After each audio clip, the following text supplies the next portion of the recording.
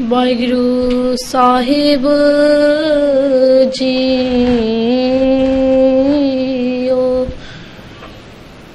दंडात बंधन अनेक बार सर्व कला समरथ ढोलन ते राखो प्रभु नानक दे कर हथ सोरठ महला पहला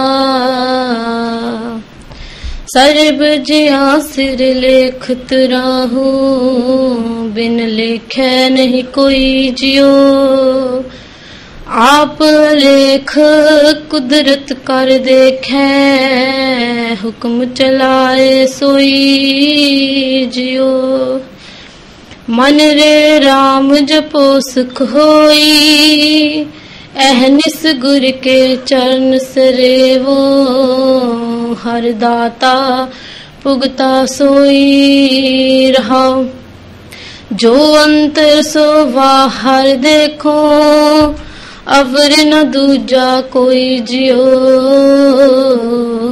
गुरमुख एक दृष्ट कर देखो कट कट जोत समोई जियो चल तो ठाकर हो कर अपने गुर मिलया ए मत होई जियो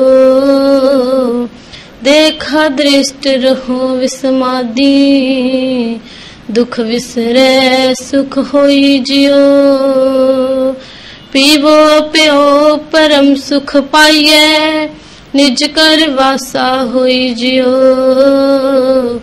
जन्म मरण पव पंजन गाइए पुनरप जन्म न होई जियो तत् निरंजन ज्योत सवाई सोहंग पेद न कोई जियो अपरंपर पार ब्रह्म परमेश्वर नानक गुर मिलया सोई जियो अपरंपर पार ब्रह्म परमेश्वर नानक गुर मिलया सोई जियो। चवरो तख्त दे मालक धन श्री गुरु ग्रंथ साहिब जी की हजूरी का आनंद माण रही साध संगत जीओ। सब तो पहला गुरु ग्रंथ साहिब जी के चरणों में हाजरी लवाइए ते रसना नू करिए पवित्र कोई भी रसना वांझी ना रहे। आखो वाहिगुरु जी का खालसा वाहिगुरु जी की फतेह। आप जी ने जो शब्द सरवण किया है सोरठ राग दे अंदर धन श्री गुरु नानक देव जी की मुबारक रसना तो उच्चारण किया गया है। यह शब्द गुरु ग्रंथ साहिब जी के 598 अंग उपर स्वायमान है। यह शब्द सोरठ राग दे अंदर साहिब जी ने दर्ज किया है। सोरठ राग बारे गुरु ग्रंथ साहिब विच बड़ा सोहना फरमान आंदा है सोरठ सोरस पीजिए कबू न फीका होए राम नाम गुण गाइए दरगह निर्मल सोए। सो आओ सतसंगी जनो सब तो पहला रहाओ वाले बंद ते विचार करी। रहाओ वाले बंद विच सारे शब्द का केंद्री भाव छुपया हुंदा है। गुरु के कीर्तनीय रहाओ वाले बंद नू आधार बना के टेक बना के शब्द गायन करते हैं।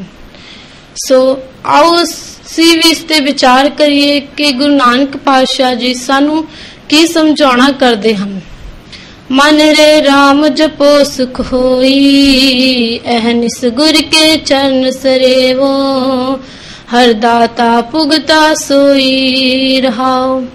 साहब जी समझा रहे हैं हे मेरे मन उस परमात्मा दा नाम जपना कर जिसनू जपण नाल तेनू आत्मिक सुखां दी प्राप्ति होवेगी।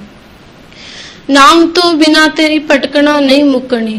जिस तरह के गुरु अर्जन देव जी पातशाह रहरास साहिब विच समझाते हैं पई प्राप्त मानुख दे हरिया गोविंद मिलन की एह तेरी वरिया अवर काज तेरे किते न काम मिल साध संगत भज केवल नाम। साहब जी कह रहे हैं हे प्राणी हे इंसान तेनू ये मनुखा दे ही नाम जपण लई मिली है। इत्थे दुनिया दे विच आके कीते तेरे सारे दुनियावी काम किसे भी काम नहीं आने। काम आना है सिर्फ तेरे नाम ने काम आना है। इसे तरह भगत कबीर जी भी समझ बाणी विच फरमाउंदे हन, कह कबीर जी वाहिगुरू अहनिस गुर के चरण सरेवो हर दाता पुगता सोई। साहब जी कहते हैं दिन रात उस परमात्मा का नाम जपना कर, उस परमात्मा दे चरणां नूं जपना कर। इत्थे आम चरणां दी गल नहीं कीती, इत्थे गुरु शब्द दे चरणां दी गल कीती है, गुरु साहब नाल गुरु शब्द नाल जुड़न दी गल कीती है। साहब जी कहते हैं कि उस परमात्मा नाल जुड़ना कर जिस जिहड़ा सारे जग नूं दातां देण वाला है ते फिर आप ही उन्हां दातां नूं भोगण वाला है। साहब जी कहते हैं कि दुनिया दे इंसान सारे किसे मनुख नूं जां देवी देवते नूं अपना गुरु बना बैठदे हन। वो समझदे हन कि जेकर असीं इन्हां नूं खुश ना कीता, इन्हां दी आराधना ना कीती, शायद सानूं दुनियावी पदार्थ मिलणों ही ना हट जाण। पर साहब जी कहते हैं तू उस परमात्मा नूं सिमरना कर जिहड़ा आप ही दाता बख्शदा है ते फिर आप ही दाता नूं भोगदा है। जिस तरह के गुरु रामदास जी महाराज रहरास साहिब विच फरमाउंदे हन, तू आपे दाता आपे भुगता जी हों तुद बिन अवर न जाना। साहब जी कहते हैं कि वह परमात्मा आप ही दाता देण वाला है ते आप ही उन्हां दाता नूं भोगण वाला है। मैं उस परमात्मा तो बिना होर किस नूं ध्यावां।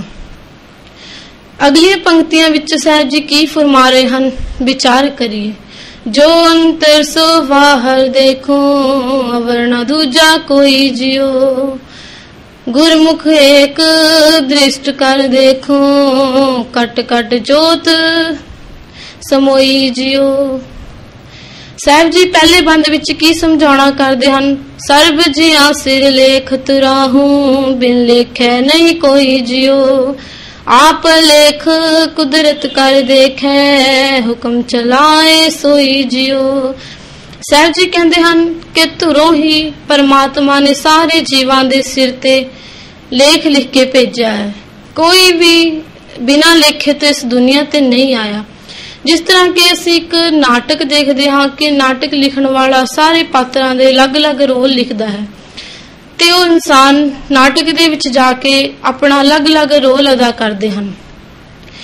ते इसे तरह ये संसार है। जिस तरह गुरु अर्जन देव जी पातशाह समझा रहे हैं, काचे भांडे साज निवाजे अंतर जोत समाई, जैसा लिखत लिखिया तुर करते हम तैसी किरत कमाई।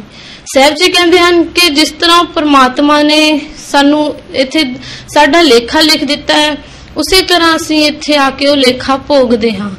कोई किस तरह की ड्यूटी निभाउंदा है इत्थे आके, कोई किस तरह की, कोई भी इत्थे दुनिया दे विच लेखे तो बिना नहीं।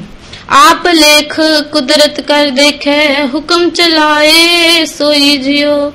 साहब जी कहते हैं कि वो परमात्मा ही सिर्फ आप ही लेखे तो रहता है, क्योंकि सारी दुनिया लेखे दे विच है। वो परमात्मा एक नाटक लिखण वाला है, वो आप ही लेखे तो रहता है, हुक्म चलाए सोई जियो। साहब जी कहते हैं फिर वो आप ही हुक्म चलाउंदा है। जिस तरह कि असीं आसा दीवार विच पढ़दे हां, लेख परमात्मा आप ही लिखदा है न्या। जिस तरह असीं आसा दीवार विच पढ़दे हां, सगलिया पौ लिखिया सिर लेख नानक निरपा निरंकार सच एक। साहब जी कहते हैं वो परमात्मा आप ही लेखे तो रहता है ते सारे जीवां दे उपर आपदा हुक्म चलाउंदा है। जिस तरह असीं जपजी साहिब दे विच हर रोज पढ़दे हां, हुक्मे अंदर सबको बाहर हुक्म ना कोई। साहब जी कहते हैं कि सारा कुछ हुक्म दे विच ही हो रहा है, हुक्म तो बाहर कोई चीज भी नहीं हो रही, किनका मात्र भी चीज हुक्म तो बाहर नहीं हो रही। सो अगली पंक्तियां विच साहब जी की समझा रहे हैं, विचार करिए। जो अंतर सो बाहर देखो अवर ना दूजा कोई जियो, गुरमुख एक दृष्ट कर देखो कट कट जोत समोई जियो। साहब जी कहते हैं जेड़ा परमात्मा तेरे अंदर वस रहा है उसनों ही तू बाहर देखना कर, अवर ना दूजा कोई है, फिर उस तो बिना होर कोई भी नहीं। सारे परमात्मा दा ही रूप है। हर एक इंसान दे विच परमात्मा ही वस रहा है, हर एक जीव दे विच परमात्मा ही वस रहा है, उस तो बिना होर कोई भी नहीं।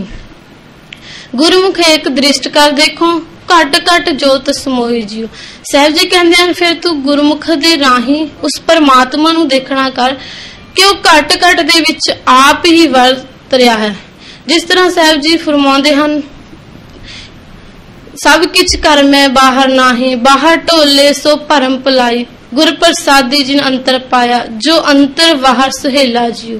साहब जी कहते हैं कि जिन्हां ने परमात्मा दे नाम नू पा लिया है, अंदर ही परमात्मा दे नाम नू पा लिया है, वो सदा सुहेले दे चरनां विच जाके निवास स्थान प्राप्त कर लेंदे हन।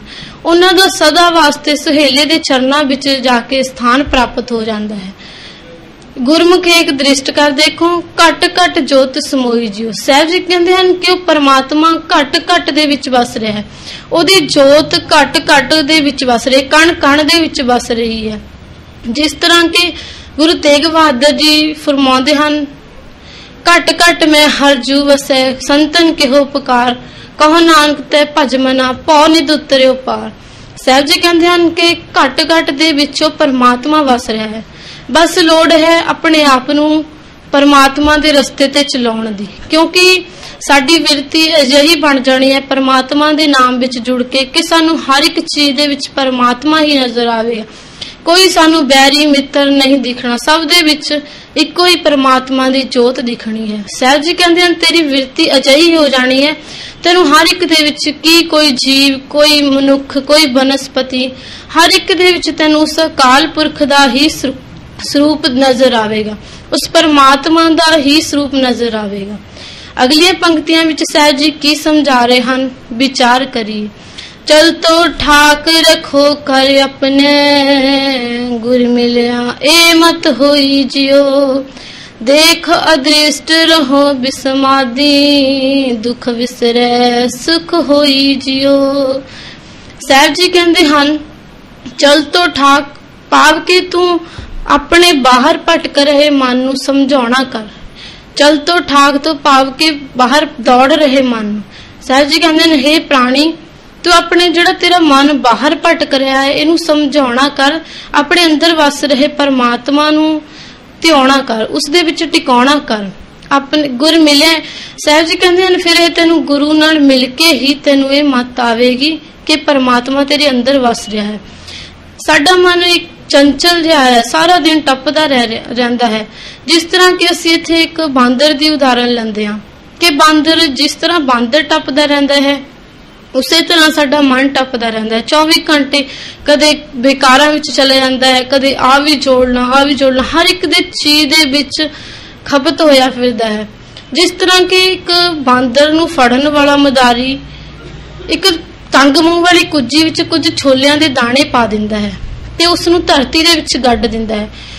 बांदर इन्ना लालच बेवस हो जाता है, उसनूं ये समझ नहीं लगती कि जेकर मैं इन्हां छोलियां नूं चक्कण दी कोशिश करांगा तां मैं फस जावांगा ते मेरी जान मुट्ठी विच आ जाएगी। उसे तरह वो हथ पाउंदा है ते लालच बेवस होया छोले छड्डण दी गल नहीं करता। जिस तरह के भगत कबीर जी फरमाते हैं, मरकट मुष्टि अनाज की मन बौरा रे, लीनी हाथ पसार, छूटन को सहसा परे मन बौरा रे, नाचियो कर कर बा। भगत जी कहते हैं कि बांदर इन्ना लालच दे विच बेवस होके उन्हां छोलियां नूं खाण दी तां कोशिश करता है, पर बाद च जदों घर घर जाके नचदा है, भुखा ध्याया नचदा है, फिर उन्हें समझ पैंदी है कि मैं गलत किया। उसे तरह साहब जी कहते हैं इंसान है, इनू उदों तो पता नहीं चलता, बाद विच जदों इहदे जमा दे डंडे पैंदे हन फिर इनू अकल आउंदी है कि भी मैं बहुत गलत किया, मैं दुनियावी पदार्थां विच ही खपत होके रह गया। जिस तरह साहब जी कहते हैं मन तू जोत स्वरूप है, अपना मूल पछाण। साहब जी कहते हैं हे मन, तुस अकाल पुरख दी जोत है, अपना मूल पछाण के तेरा इत्थे दुनिया दे विच आउण दा की मकसद है, इत्थे दुनिया दे विच तू करन की आया है। देख दृष्ट रहो बिसमादी, दुख विसरे सुख होई जियो। साहब जी कहते हैं कि मैं उस परमात्मा नूं देख के, उस परमात्मा अदृष्ट गोचर नूं देख के मैं विस्माद अवस्था विच अपड़ जांदा हां। मेरी सुरत इन्नी विस्माद अवस्था विच अपड़ जांदी है कि मेरे सारे दुख विसर जांदे हन ते मैनूं सुखां दी जिहड़ी प्राप्ति हो जांदी है। साहिब जी कहते हैं कि मेरे सारे शरीर दे दुख, आत्मिक दुख सारे विसर जाते हैं, मैनू आत्मिक सुखां दी प्राप्ति हो जाती है, मैं आनंद विच आ जाता हाँ। अगलियां पंक्तियां विच साहिब जी की फरमा रहे हैं, विचार करिए। पीवो पियो परम सुख पाइए, निज कर वासा होई जियो, जन्म मरण पव पंजन गाइए, पुनरप जन्म न होई जियो।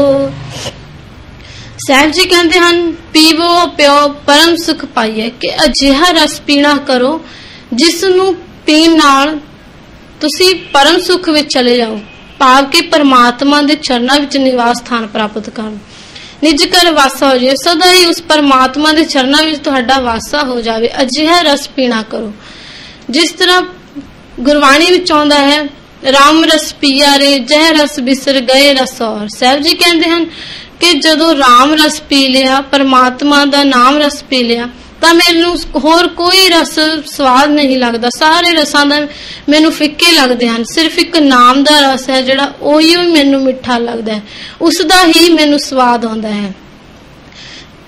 साहिब जी कहते हैं कि अगे गुरु अर्जन देव जी पातशाह सुखमनी साहिब विच फरमाउंदे हन, निर्मल रसना अमृत पियो, सदा सुहेला कर ले जियो। साहिब जी कहते हैं निर्मल रसना परमात्मा दे नाम रस नूं पीना कर, जिहड़ा सदा सुहेले दे चरनां विच निवास स्थान प्राप्त कर दिंदा है।